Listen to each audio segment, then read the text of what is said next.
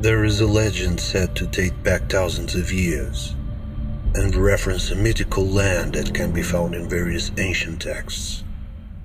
This legend comes with a prophecy. When the gradual deterioration of mankind, as the ideology of materialism spreads over the earth, and barbarian forces who follow this ideology are united under an evil leader, and there is nothing left to conquer, the mists will lift to reveal the snowy mountains of an ancient city. This evil force will attack with a huge army, equipped with terrible weapons. Then the king of this city will emerge from this ancient place with a huge army to vanquish those dark forces and usher in a worldwide golden age. Some believe that we are about to leave these times.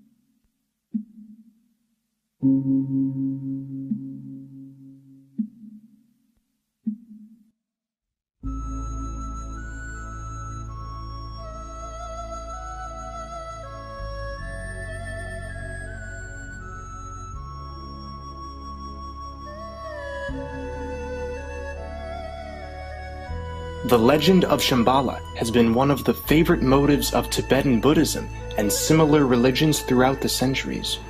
It's a mythical paradise spoken of in the Kalachakra Tantra and the ancient scriptures of the Zhang-Zung culture, which predated Tibetan Buddhism. For some, Shambhala represents a mystical country, revealing itself only to the chosen ones, while others perceive it as a symbol of the hidden treasures of the heart. Shambhala is said to be the land of 1,000 names. It's been called the Forbidden Land, the Land of White Waters, Land of Radiant Spirits, Land of Living Fire, Land of the Living Gods, and Land of Wonders. The Hindus call it Aryavarsha, and to the Russians, it is known as Belovodai. But throughout Asia, it is best known by its Sanskrit name, Shambhala, which can be roughly translated as place of peace or place of silence.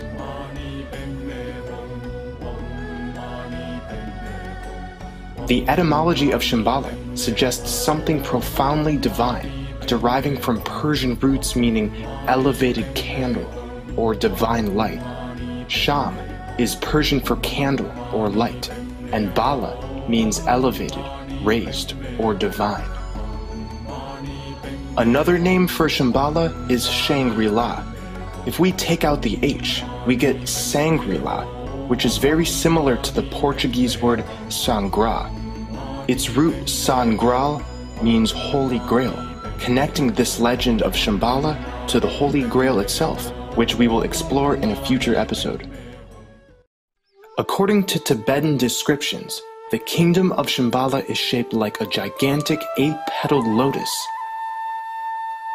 Around the perimeter of the lotus is a circular range of lofty, snow-covered mountains. Between the 8 petals of the lotus are 8 lower mountain ranges, along which flow the rivers of Shambhala.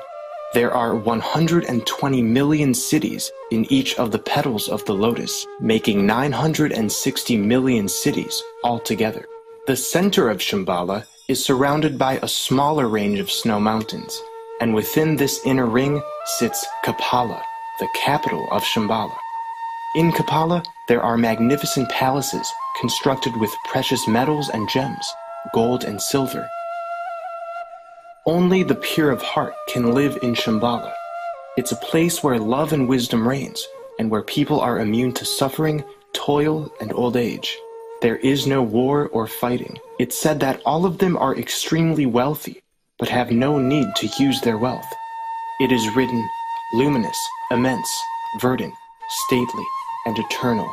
The kingdom of Shambhala is hidden, a towering range of impenetrable, glistening snow mountains, formed from time, frozen by the anger, lust, and ignorance of egoic fixation, completely surrounds it.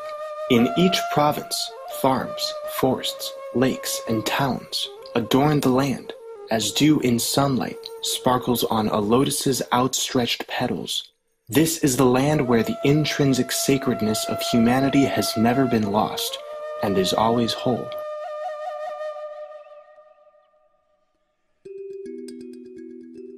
Shambhala is not an ordinary country or realm. Although those with special affiliation may actually be able to go there through their karmic connection, nevertheless is not a physical place that we can actually find.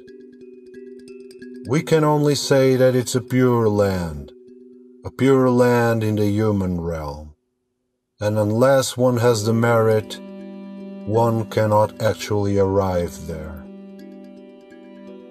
The Kala Chakra prophesies a future war, but this does not conflict with the vows of Buddhist teachings that prohibit violence. We must understand and interpret the war symbolically. The Kala Chakra is not advocating violence against people, but only refers to the inner battle of the human race against inner demonic tendencies. Even the Christian Bible refers to this same subject. For we wrestle not against flesh and blood, but against principalities, against powers, against the rulers of the darkness of this world, against spiritual wickedness in high places. Over many centuries, numerous explorers and seekers of spiritual wisdom have embarked on expeditions and quests in search of the mythical paradise of Shambhala. And while many have claimed to have been there, no one has yet provided any evidence of its existence, or been able to pinpoint its physical location on a map. Such pure domain demands protection and secret. For that reason, false breadcrumbs were given away to distract the mind of the unpure, making them run in circles, for they were never worthy of such a prize.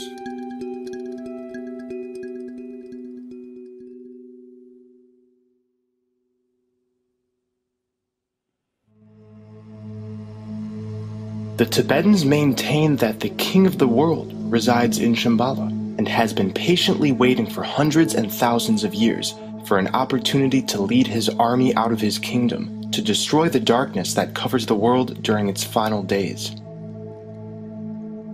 The king of the world possesses a giant glass mirror that enables him to see all that is happening miles away. He is in touch with all the thoughts of those who direct the destiny of mankind. He knows their true intentions and ideas. According to the 20th century explorer Nicholas Roerich, the king of the world is the true authority on earth, and reference to him can be found in every tradition. He is associated with the name Manu amongst the Hindus, Metatron among the Kabbalists, and Melchizedek in the Judeo-Christian tradition. His abode is sometimes called Agartha, a place analogous to the Siddhashram of the yogis, or the Shambhala of the Tibetan Buddhists. The very real fact of the king of the world has been buried out of sight in the West or distorted by supposing that the king is an authority solely of the material domain. The true king of the world unifies both material and spiritual authority in himself, and is not a satanic or even demiurgic principle.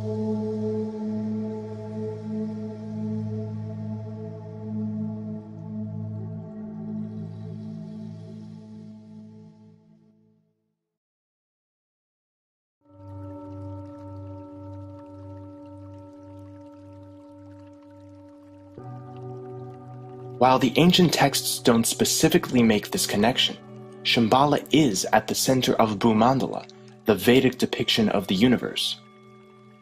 Mount Meru in various accounts stands high in the center of Shambhala, as well as in the center of Bhumandala. Mount Sumeru, or Meru, is a huge sacred mountain in the center of the universe, which supports the heavens and passes through the center of the earth. On the vertical axis of Meru lies all planes of existence, laying on top of one another. In the Buddhist mythology, Mount Meru exists at the same time in both the physical and the spiritual plane, and the golden palace of the gods is located on top. It is surrounded by 7 rings of golden mountains, each separated from each other by sea.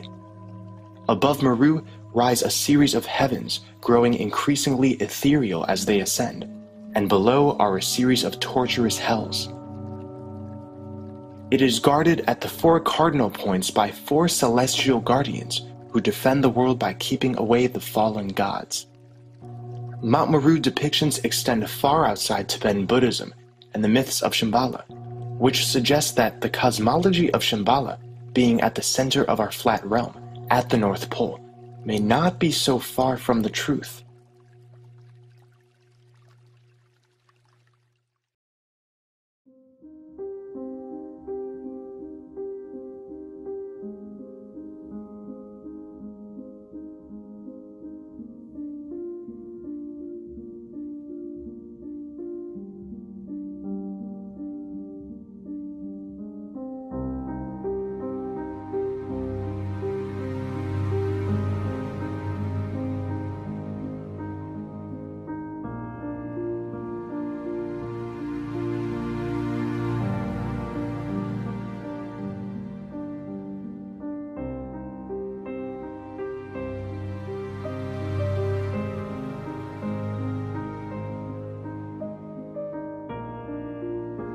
Shambhala cannot be located in the mountainous regions of Eurasia, or in India, or in Siberia, and definitely not hidden inside a remote abandoned monastery in Tibet, claimed to be guarded by beings known as the Shambhala Guardians.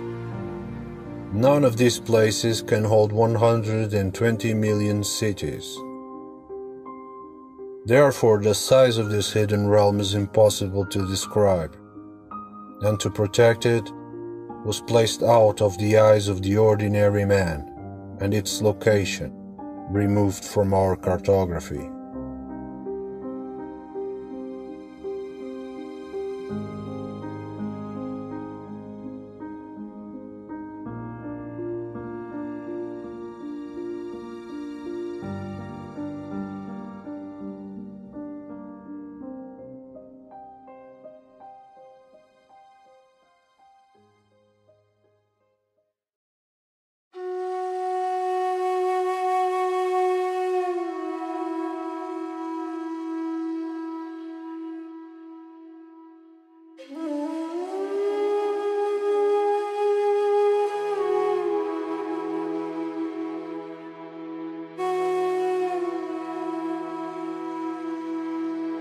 The Hindu parallels of Shambhala are so strikingly similar that they might put into question the origin of the Tibetan myth.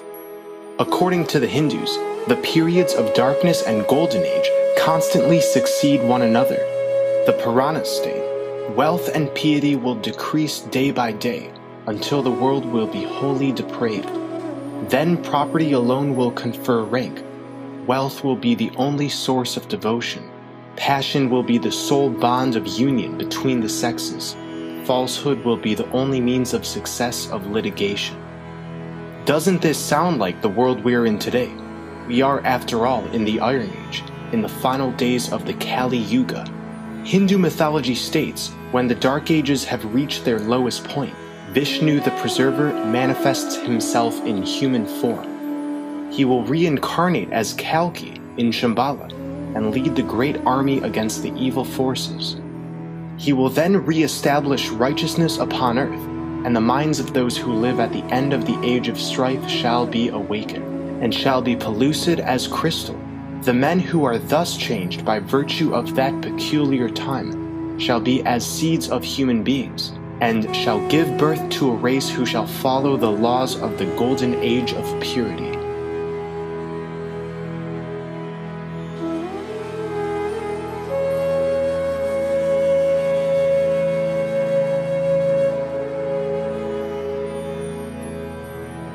In our opinion, this is an allegory. The living, righteous souls in these outer lands are the manifested aspects of Vishnu. We are those who will be undertaking the most glorious of all pursuits, getting to the center, to the North Pole, to Shambhala, and therefore re-establishing a new golden age.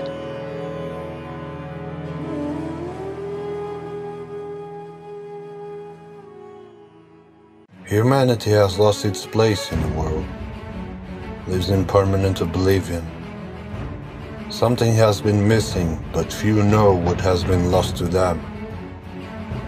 Humans have failed to follow the heart, and instead follow a mind that when disengaged from its center is broken and sick. For some, the forgetting of their divine roots is a blessing, but for the elect, the urgency to return is more evident day after day. We have already found what has been forgotten, and now it's time for you to find out too.